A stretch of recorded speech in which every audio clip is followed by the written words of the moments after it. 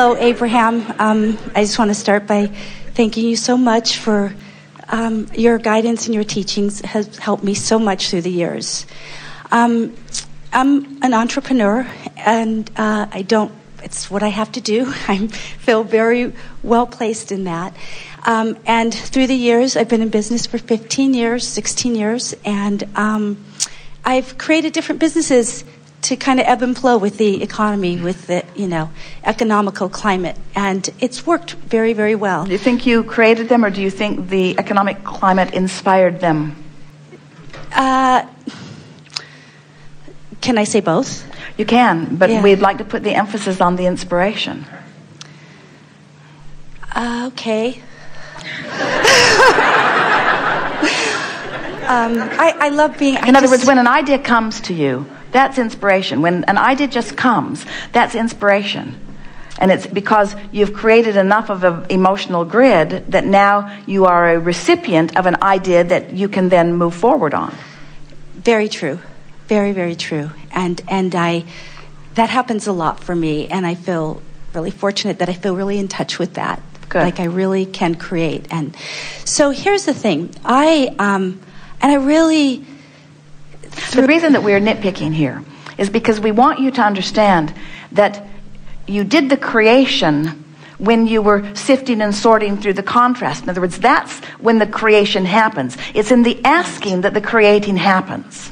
When you're asking for solutions, that's when the creation happens. The inspiration is the allowing it to come into being. And so when you say I'm a really good creator, we want you to realize that mixing it up and sifting through contrast is creating all kinds of stuff for all kinds of people. Everybody's a really good creator, but most people are not very good allowers of what they have created. Most people just get in their way because they don't understand what part to play at what phase of the unfolding.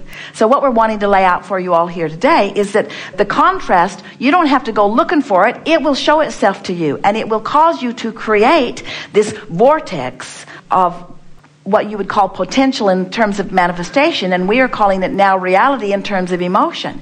If you can accept the now reality of the way it feels and just keep enhancing the vibration of that, then the details will fill in ever so much more quickly than they have been for most of you.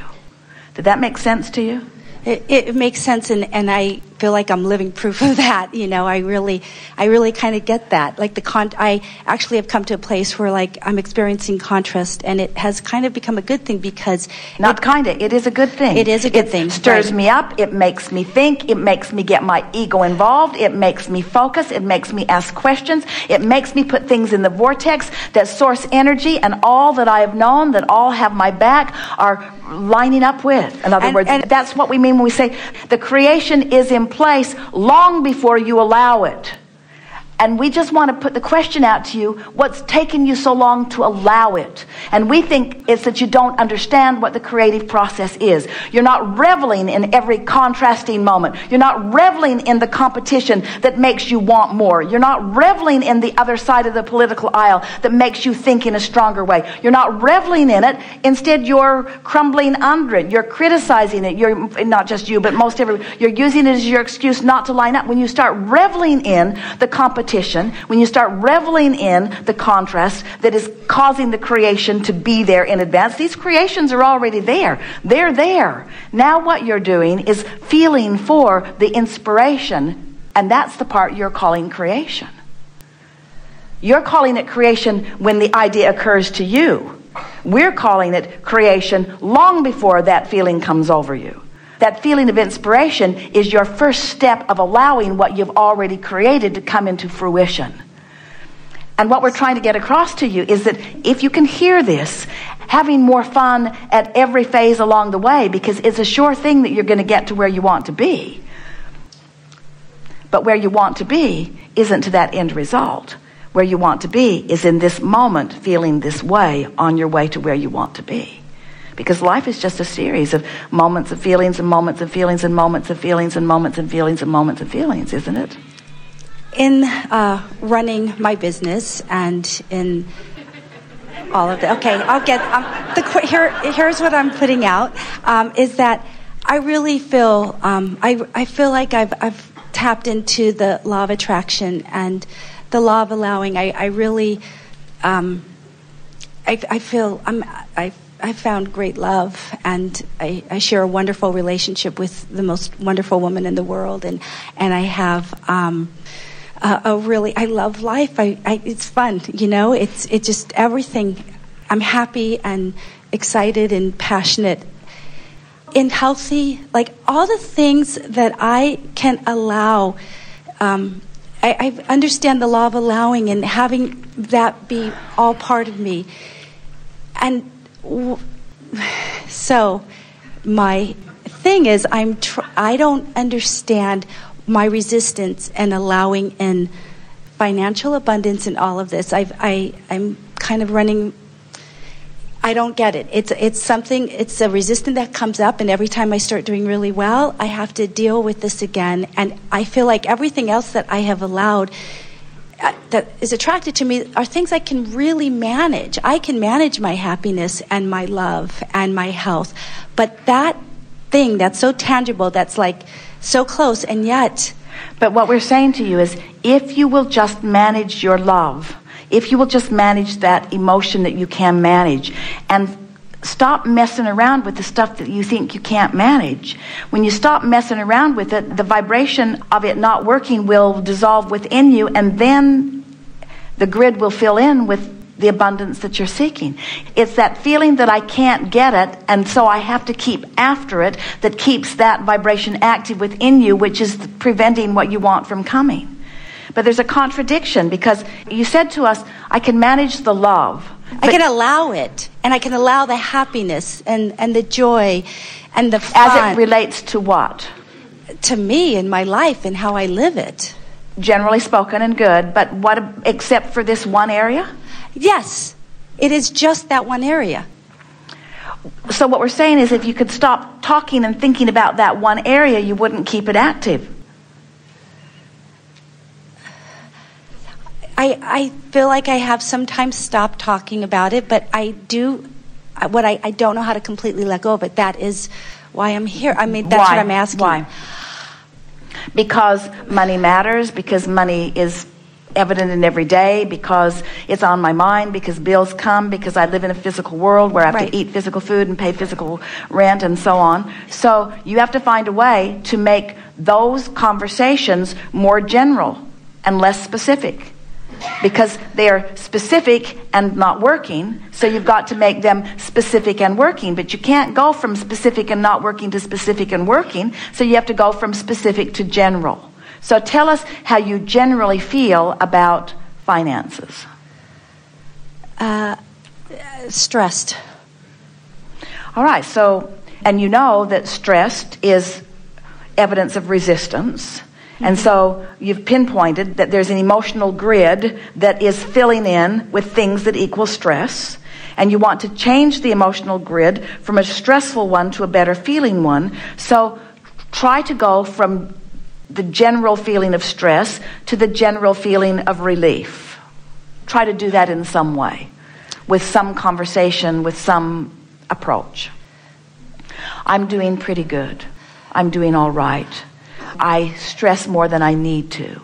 I make bigger deals out of things than I need to. And I feel... You're following the theme here? Yes. And I sincerely do feel all is well. And always will be. Like, I do feel it's... Well, now you're getting a little more specific than you're ready for, so just stay in that general thing. Things have always worked out. I always find a way. I get ideas that come. I'm making too much of this. Things in my life are generally working out. Other areas of my life are working out really well. I'm getting it in regard to that, or in regard to that, or in regard to that. I eventually will get it in regards to this. I don't have to figure it out right now. I don't have to fix anything right now this red hot minute. I'm just wanting to produce a feeling of relief. A feeling of relief is what I'm reaching for right now, because a feeling of relief is a feeling of less stress. And so I can do this just with my words to myself, just by choosing a quiet tone, or maybe by going and laying in the water of the ocean, or maybe by laying in on the beach, or maybe by looking at the landscape, or maybe by listening. There are lots of things I do that just relax me. I'm now understanding that my dominant intention is to find some relief. It's not my dominant intention right now to find work. It's not my dominant intention to find some way of bringing more money. It's not my dominant intention to do all those things. That's too specific. My dominant intention right now is to find some way of feeling some relief. And so I'm talking myself into it. I'm using a sort of cadence. I'm reminding myself that all is well. I'm going to breathe some more. I'm going to get into a better feeling place. I don't have to fix it this red hot minute. There isn't anything that's really broken anyway. Everything's working out all right for me. I'm beginning to feel some relief. It's beginning to feel a little bit funny to me. I don't know why I was making such a big hairy deal out of it anyway. There isn't anything that has ever come out of stress anyway. Every time I've ever been stressed, it got a lot worse before it got better. And the only reason that it ever started to get better was because I took a nap, or I chilled out in some way, or I changed the subject, or I changed businesses. I moved to a whole other arena where I approached it in a whole other way. I changed the subject. I got less specific, and every time I got less specific, things got better. And so that's what my goal is here, to get less specific and to get feeling better. Now you're feeling better already, aren't you? Aren't you feeling better? I am feeling better already. You're feeling better. It doesn't feel like it felt when you first sat down. And so now you're feeling a little better. You've got that general feeling of well-being. If you wanted to, you could get more specific if you wanted to. We wouldn't for a while. We'd just enjoy the feeling of well-being. We would say things like, well, now I'm expecting that the grid will fill in with some more obvious things, and I don't want to try to dictate how it happens, but I am going to enjoy watching it beginning to happen. There's nothing more exciting. Oh, here's something really good. So, you know how when you make up your mind about something, maybe you think you got a psychic hit on something, or maybe you just came to a conclusion. Politicians do it all the time. So do scientists. Anyone who spends a lot of time thinking about things, is a very common thing, that they come to a conclusion about something. They come to conclusions about things wanted, and they come to conclusions about things not wanted. And then they revel in the evidence that supports the conclusion that they've come to.